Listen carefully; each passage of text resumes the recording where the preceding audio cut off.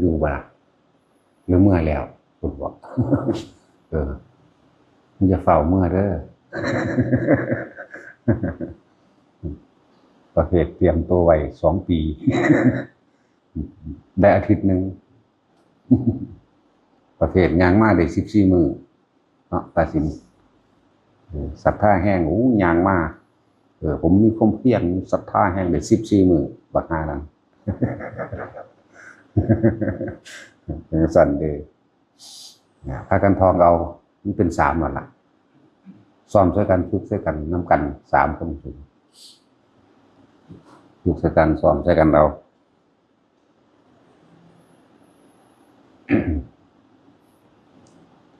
จับจุดอุณโลมเป็นหรือยังล่ะผูกมากสุดท้ายเป็นแล้วเนาะนั่นแหละเป็นเครื่องอยู่มันจังบริเวณตัวเมียบางทีมันเอาน้ำตามาอ่างนี่เนาะมาให้ใส่คนอื่นคิดแล้วลึกนึกถึงความหลังวันโอ้ไปนี่สะก่อนน้ำเดี๋ยวหาได้เพื่อนสั่งรักปักฐานให้เขาได้อยู่ดีกินดีก็บ่ได้เป็นห่วงกันหน้าว่ะเนาะมันสั่นอีหลีเด้มันเป็นของธรรมดาเลยได้การบวชต้องเด็ดเดียวอีหลีเด้ต้องตัดต้องทิ่มอีหลีนั่นแหละการได้ยินได้ฟังธรรมก็เปรียบเสมือนดังว่าปัญญาแสงสว่างแค่วาบเดียวก็อาจจะเป็นจุดประกายให้พวกเราตามหาความจริงของแสงสว่างอันนั้นโดยความเพียรพยายามอยู่ใต้พื้นดินขุดลงไปมันได้กระสร้างย่อมมีน้ำอยู่ใต้พื้นดินนั่นแหละขึ้นอยู่กับว่าเราสิขุดหรือบ่ขุดหรือเลิกขุดไประหว่างกลางขั้น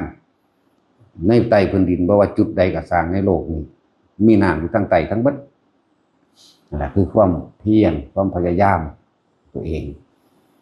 ปัญญาศรัทธาความเพียรศรัทธาปัญญาความเพียรนี่เป็นตัวหนุนหลังหมู่ถึงความสำเร็จทั้งเบิดเสียวศรัทธาขึ้นก่อนก็ได้คนเฮาถ้าบ่มีศรัทธาก็บ่ตามหาความจริงคือปัญญานั่นเองแต่ว่าในศรัทธาแล้ว บางที่ก็เกิดปัญญาเนี่ยเกิดจากการได้ยินได้ฟังหมายถึงรู้เรื่องนั้นรู้เรื่องนี้แต่ว่าท่านเห็นความจริงก็เลยต้องใส่ศรัทธาในความเชื่อแล้วก็พิสูจน์ส่วนความเพียรเนี่ยหนุนหลังแห่งความสำเร็จทั้งหมดแต่ว่าก็ต้องมีจุดประกายก่อน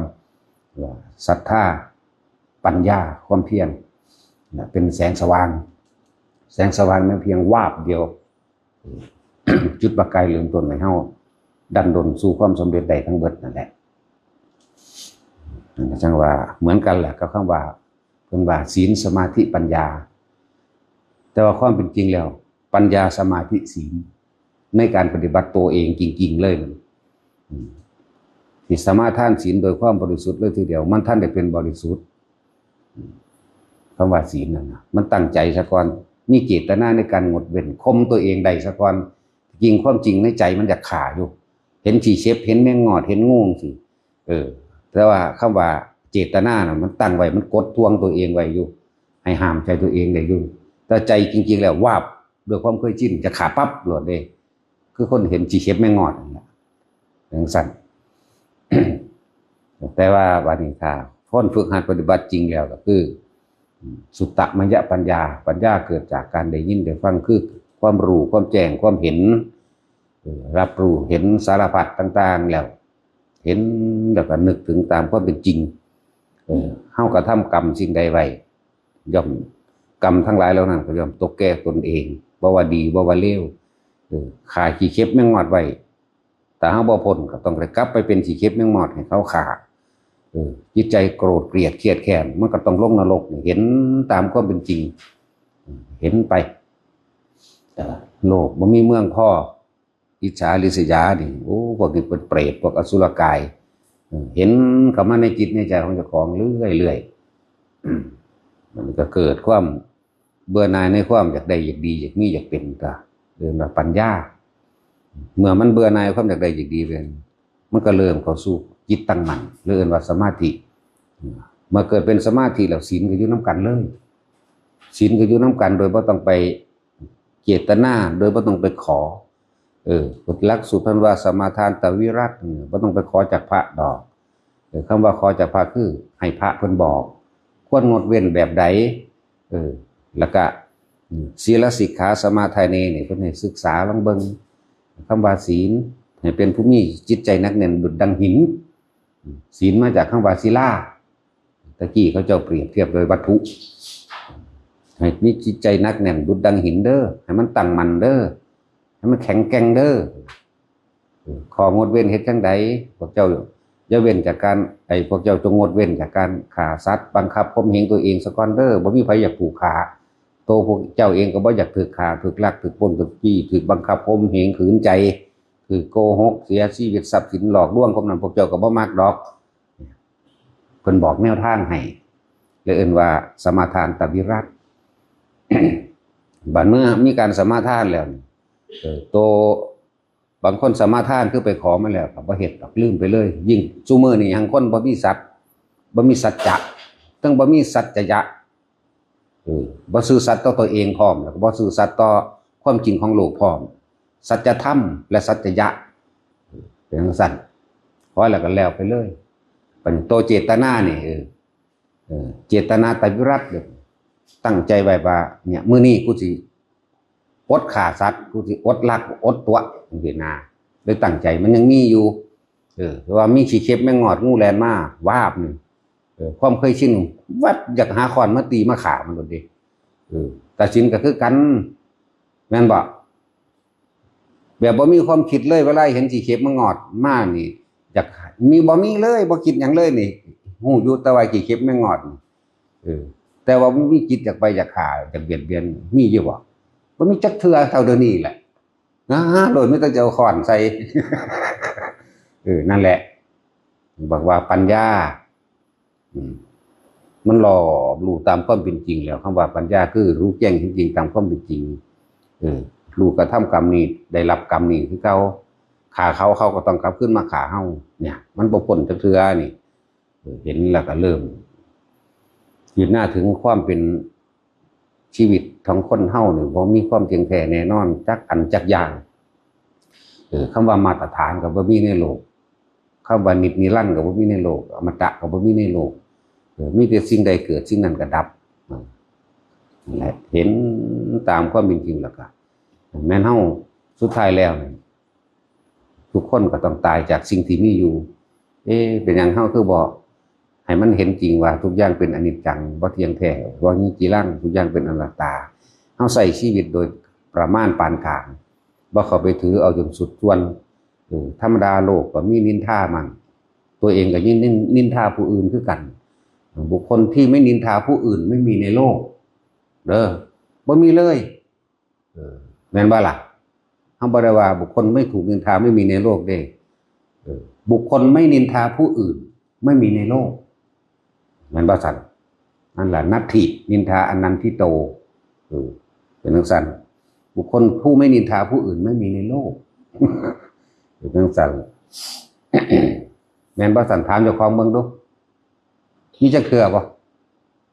ตลอดชีวิตมานี่บ่นินทาว่ากล่าวตูบ่ใส่ร้ายผู้อื่นบ่อิจฉาริษยาผู้อื่นมีอยู่บ่มีในโลกดอกนั่นแหละเห็นความสรรเสริญหรือนินทาเป็นของเสียดแทงจิตใจเจ้าของคือเอิ้นปัญญาเห็นเข้ามาเขานินทาถ้ามันเป็นเรื่องจริงก็ยอมรับว่ามันจริงสินำมาคิดต่อเฮ็ดหยังถ้ามันเป็นเรื่องบ่จริงก็มันบ่จริงก็สิคิดต่อเฮ็ดหยังจักบ่ล่ะก็เท่านั้นตัวนั่นแหละมันก็คอยปล่อยคอยวางมันเองสิ่งใดสิ่งหนึ่งที่ได้มาแล้วทรัพย์สมบัติแต่มันถึงเวลาเสื่อมสลายหรือจากไปหรือสูญหายไปก็ยอมรับมันคือบ่ต้องไปนำคิดอำลำอยากให้มันขึ้นมาสูญอยู่หั่นบ่นะนั่นแหละลาก็เสื่อมลาภได้ยศก็เสื่อมยศเป็นธรรมดาสรรเสริญกูนินทาคำว่าสุขคือมันได้ดังใจได้ดังอารมณ์คำว่าทุกข์คือมันบ่ผิดใจกูผิดอารมณ์กูซื่อๆเด้เนี่ยมันเห็นในสิ่งเหล่านี้ก็ไปนี่ตามความเป็นจริงแล้วเนี่ยนึกเข้าใส่ตัวเองผิดเด้เวลาเขาว่าให้กูคือศูนย์เนาะเวลากูว่าให้เขากูก็ศูนย์นั่นแหละกูจังว่าบางทีกูก็อิจฉาเขาจังว่าเห็นเขาได้ดีบ่ได้ยกตัวอย่างแนวบ่ดีมาหักมาล้างเขาโลด จังซี่นะนี่เห็นมาโอ้ไผเป็นทุกข์มาเบิ่งเจ้าของเองทุกข์เพราะว่าอีหยังโอ้ยทรมานกังวลเพราะว่าอิหยังก็ว่าไปในตัวเองมันก็คอยคลายออกนั่นแหละจึงเอิ้นว่าเห็นตามความเป็นจริงปัญญาพอมีปัญญาแล้วมันก็ค่อยๆสั่งสมอบรมสมาธิค่อยเริ่มจิตตั้งมั่นสมาธิคำว่าตั้งมั่นคือบ่หวั่นไหวไปกับโลกธรรมแปดสุขกับทุกข์เฮาก็รู้ทันมันแล้วเพราะว่าเฮาเข้าไปยึดเฮาจึงสุขมันจึงทุกข์มันสรรเสริญและนินทาถ้าว่าเฮาบ่ยึดเฮาก็ตั้งมั่นบ่หวั่นไหวก็ความใดมากกับความเสียไปมันก็เป็นธรรมดาพอเฮาเห็นอนิจจังอนัตตาแล้วทุกข์มันเกิดบ่ได้ยศกับเสริมยศจังซี่มันก็เป็นแค่ของแค่นี้เองแล้วทุกคนก็ต้องเดินทางเข้าสู่ความตายอยู่แล้วเนี่ยลบล้างสิ่งเหล่านี้ออกบ่ให้มีในจิตเพิ่นเลยก็มีการทำสมาธิหลายๆวิธีแต่ว่าเฮาเน้นอานาปานสติหลายๆวิธีเพื่อให้จิตตั้งมั่นเพื่อให้มันหยุดเพื่อสิเป็นหลักยึดหลักเกาะหลักจับไว้แม่นบ่ล่ะจับไว้นี่คือบ่ให้มันคิดไหลไปเร็วๆตั้งแต่กี้ว่าตั้งแต่ผู้ใดเว้าหยังขึ้นความคิดเฮาสิไหลไปนำเลยคิดนำเลยเขาบอกเรื่องนั้นเรื่องนี้นี่ไปแล้วไปแสดงความคิดเห็นในผิดในถูกกับเขาล่ะแต่เขาบ่ฟังความเจ้าของแนะนำแล้วบัดศูนย์ได้บัดนี้นั่นไหลไปนี่เลยเอิ้นว่าความคิดมันไหลไปกับคำเว้าของคนไหลไปกับสิ่งที่เห็นกับสิ่งที่ได้ยินกับสิ่งที่ได้กลิ่นหอมหยังน้อนำหาเหม็นหยังน้อนำหาหอมบ่ค่อยนำหาแต่ว่าเหม็นนี่นำหาแน่นอนเนาะตัดสินนำหาจนเหยียบพุ่นเด้ธรรมดาอย่าขี่นำหาอย่าเป๊ะโอ้ยแม่มึงเอ้ยว่าซั่นทว่าได้บัดนี้เท่านั้นแล้ว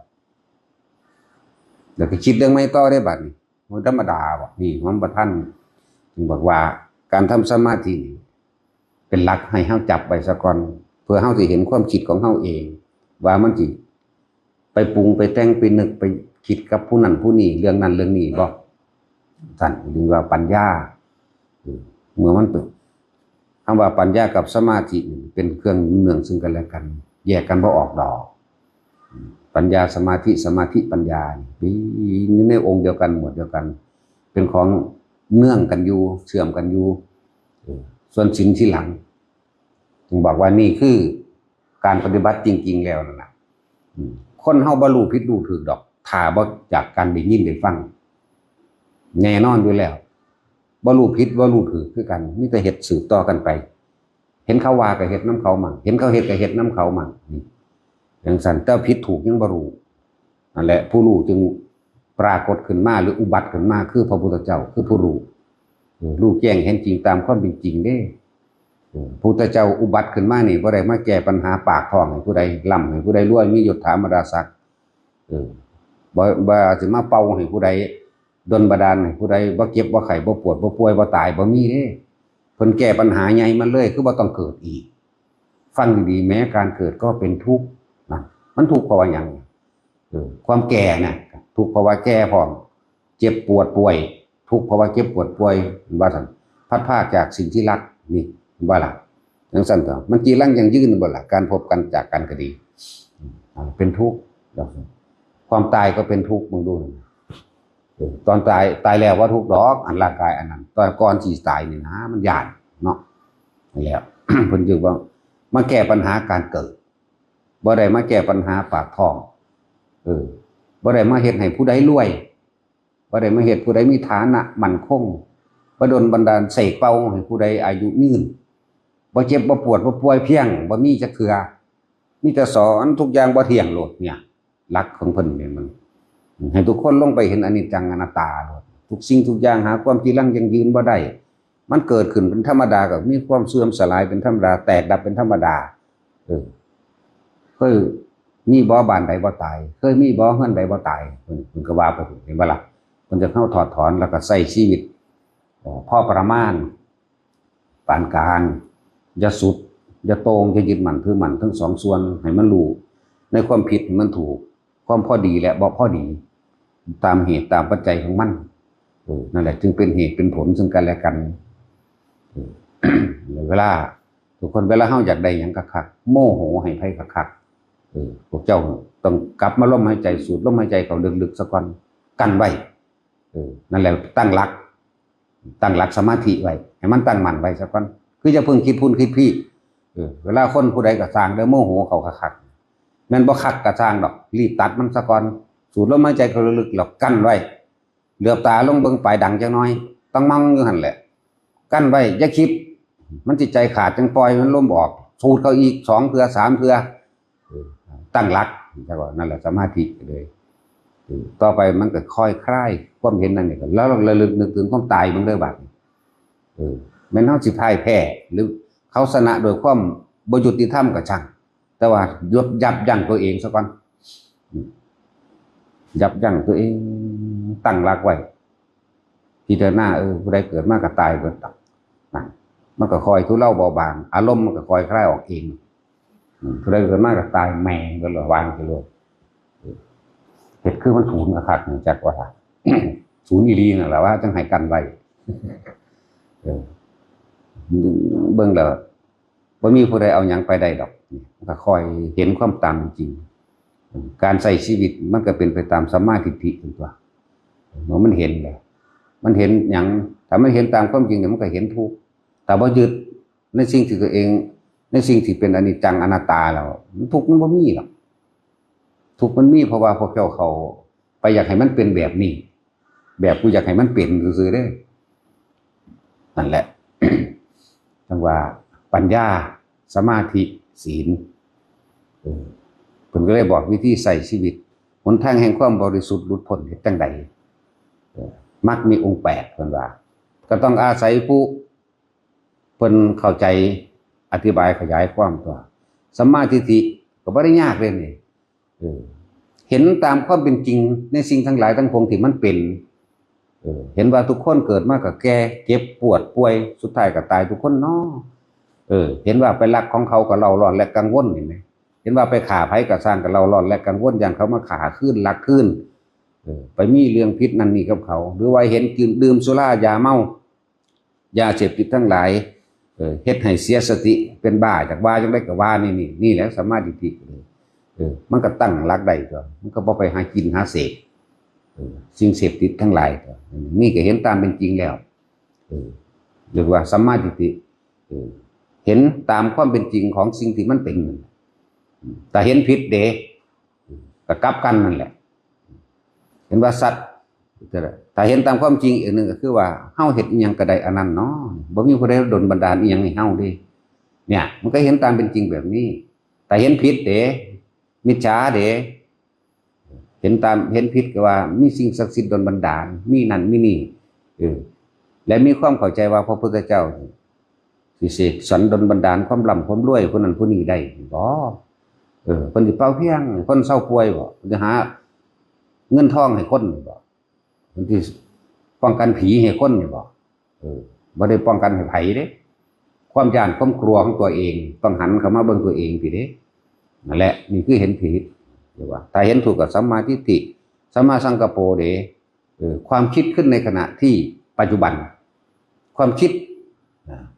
ดำริกับคำคิดนั่นแหละความคิดนั่นแหละดำริกันเลยเห็นในขณะปัจจุบันต้องคิดไปโดยสัมมาทิฏฐิที่เก่าตัวเห็นผู้นั้นย่างมาเห็นผู้นี้นี่นั่นนี่ก็มากอ่ะนี่เห็นว่าแล้วก็เกิดความคิดไปในทางที่ไม่ทำร้ายไม่เบียดเบียนผู้ใดผู้หนึ่งสิยุทธทรัพย์สินมันก็ไปยังสั่นนั่นแหละแต่มันเห็นตามนี้แล้วกันสัมมาวาจาการเว้าการสนทนาอย่างกันก็เว้าตามความเป็นจริงพูดตามความเป็นจริงซะบ่โกหกบ่หลอกลวงซะบ่ก็เว้าไปตามสัจจะที่มันเป็นนั่นแหละบอกตามความจริงก็ว่าสัจจะนี่ก็ดีสัมมากัมมันโตการกระทำอีหยังก็แล้วแต่ก็เป็นไปตามความจริงโดยชอบนะสัมมาอาชีวะก็เลี้ยงชีวิตโดยชอบประกอบโดยทำโดยการไม่เบียดเบียนทำร้ายอันไล่ไปนี่กันสัมมาวายามกับความเพียรชอบเด้อบัดนี้เพียรพยายามกระทำสิ่งใดสิ่งหนึ่งกับเพียรพยายามทำตามสิ่งที่มันเป็นไปได้บ่แม่นทำตามสิ่งที่เป็นไปบ่ได้เป็นไปบ่ได้คือยังเฮาไปสวดมนต์ขอร้องคาถาเงินล้านไปสวดเอากับหลวงพ่อรวยหลวงพ่อนั่นหลวงพ่อนี่หลวงพ่อปากแดงหลวงพ่อปากแดงหลวงพ่อปากดำแล้วแต่ หลวงพ่อเศรษฐีนวโกฏยังก็ว่าไปบูชาเข้าไปมึงบูชาจนตายมึงก็ตายคักๆอย่างบ่ได้หยังดอกนั่นแหละไปหากราบขมกหรือเว้าอยู่หั่นเฮาต้องเห็นตามความเป็นจริงเพียรพยายามในสิ่งที่มันเป็นไปได้นะโดยเพียรพยายามในสิ่งที่มันบ่เป็นไปได้ผู้ใดก็นั่งสวดเบิดนั่นแหละตะกี้เฮาก็สวดอยู่หลายปีอยู่บ่ได้หยังเศร้าสวดนั่นแหละเพียงซั่น หลายอย่างอยู่ดอกที่พวกเฮาเข้าใจผิดนะบัดนี้เมื่อมีความเพียรพยายามประกอบชอบโดยธรรมเดี๋ยวสัมมาสตินึกถึงยังก็ตามบัดนี้สตินึกถึงบัดนึกถึงแต่ความมันเป็นจริงนั่นแหละอันนี้จริงอันนี้ควรอันนี้บ่ควรอันนี้เป็นเหตุเป็นปัจจัยเป็นแบบนั้นแบบนี้ถึงจะว่าสัมมาสตินึกถึงยังก็สร้างนึกถึงแต่ความจริงบัดเมื่อถ้ามันเป็นจริงทุกอย่างแล้วเฮาอยู่ในความจริงอยู่ในความจริงอยู่ในความสัตย์แล้วก็ซื่อสัตย์แต่ต่อตัวเองพร้อมสมาธิจิตมันก็ตั้งมั่นมันก็บ่หวั่นไหวกับความที่เป็นมิจฉาทั้งตัวมันมีแตะรู้อันใดควรอันใดบ่ควรเท่านั้นไปนะสัมมากับสัมมาทิฏฐิเอาไว้ใส่ชีวิตตัวเอง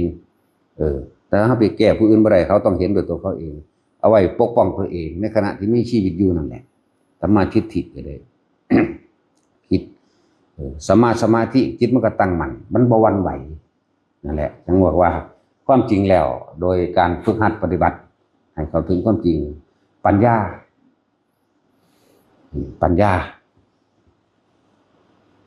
แล้วศีลแล้วก็สมาธิเด็ก3อย่าง2ข้อแรกสัมมาทิฏฐิสัมมาสังกัปโปเป็นหมวดแห่งปัญญา4ข้อสัมมาวาจากรรมโตอาชีววาจาโมนี่เป็นหมวดแห่งศีลคือการเฝ้าระวังรักษากายวาจาตัวเองเนี่ยใจถึกรักษาไว้แล้วทันทีต่อมาก็เป็นสมาธิทำให้จิตตั้งมั่นไม่หวั่นไหว3อย่างร่วมกันแล้วมันแยกกันบ่ได้แล้วนี่หมายถึงว่าเป็นหนึ่งเป็นร่วมเดียวกันคำว่าปาริสุทธิศีลก็เกิดตัวเกิดละปาริสุทธิศีลจิตมันตั้งมั่นมันก็บ่คิดไปอยากตีอยากฆ่ากับไผเพราะมันบ่อยากมันบ่โลภเหลือแต่การทำมาหากินโดยสุจริตประกอบชอบด้วยธรรมสัมมาทิฏฐิคนเฮาถ้าบ่อยากได้มันบ่เฮ็ดบ่หาบ่ฆ่าบ่ลักปัดแบบนั้นเด้เพียงแต่ว่าเลี้ยงชีพนี่เห็นบ่นี่สัมมาอาชีโวก็เลี้ยงชีพโดยสุจริตธรรมคือบ่ผิดบ่ขวางทางพระนิพพาน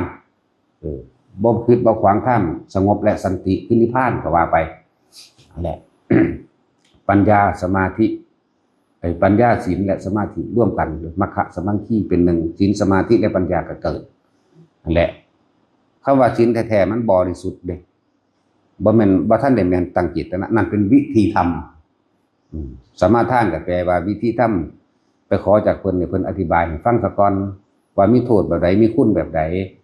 บัดนี้โอ้มันรู้จักโทษรู้จักคุณแล้วจากการได้ยินฟังแล้วมันก็ตั้งเจตนาในตัวเองมันตั้งเจตนาตัวเองแล้วมันเบิดเจตนาแล้วมันจึงเป็นปริเฉทปริสุทธิศีลอันเป็นปริเฉทหมายถึงบริสุทธิ์สุดส่วนเลยเรื่องเสียงสั่นทุกคนฟังแล้วก็น้อมเข้าไปหาตัวเองเด้จังสิเกิดประโยชน์ก็ประโยชน์เจ้าของนั่นแหละประโยชน์ไม่ถูกเบียดเบียนไม่ถูกทำร้ายพร้อมแล้วก็ไม่เป็นทำร้ายใครอีก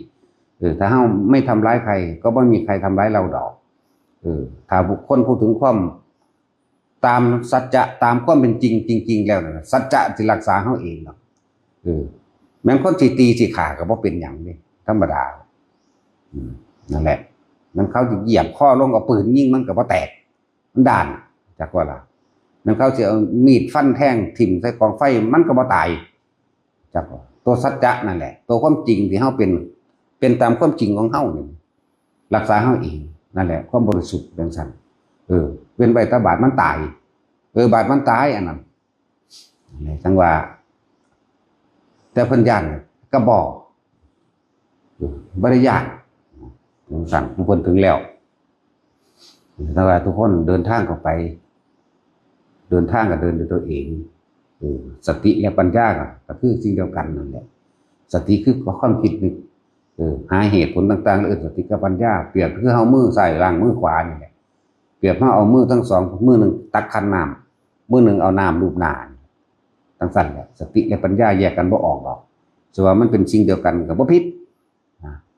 สื่อมันสื่อแล้วทุกคนนั่นแหละ แสงสว่างแค่วาบเดียวก็สามารถเป็นจุดประกายให้เราตามหาความรู้แจ้งจริงๆตามความเป็นจริงที่แสงสว่างปรากฏขึ้นคนเฮาสิหลุดพ้นได้นี่ศรัทธามีแล้วปัญญามีแล้วก็ขึ้นอยู่กับความเพียรนี่เป็นตัวสุดท้ายที่ต้องกระทำตามเป็นความอดความทนความไม่หันเลยต้องเป็นลงมือเอาเองจังซี่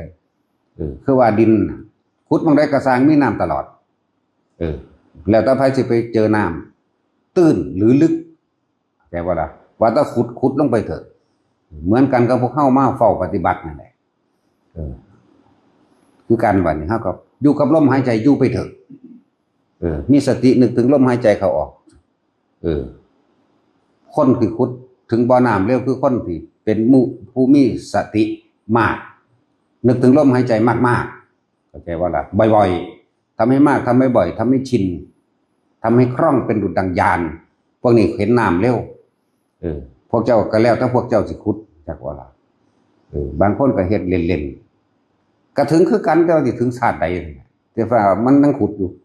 ผู้บ่ขุดเลยนี่ที่ผู้บ่เฮ็ดบ่หาเลยนี่ที่นั่นแหละก็เป็นเหยื่อของปากมงปากกาไปธรรมดาแหละ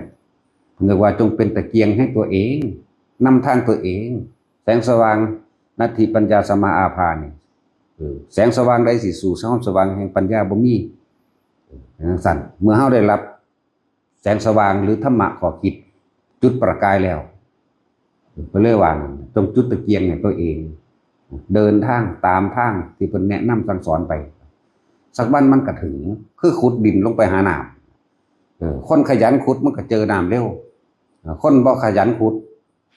มันก็เจอน้ำสาแต่จังได้กะสร้างตราบใดที่เฮายังมักมีองค์แปดเดินตามทางแห่งความบริสุทธิ์พุทธพ้นเจอสาเจอเร็วก็เจอ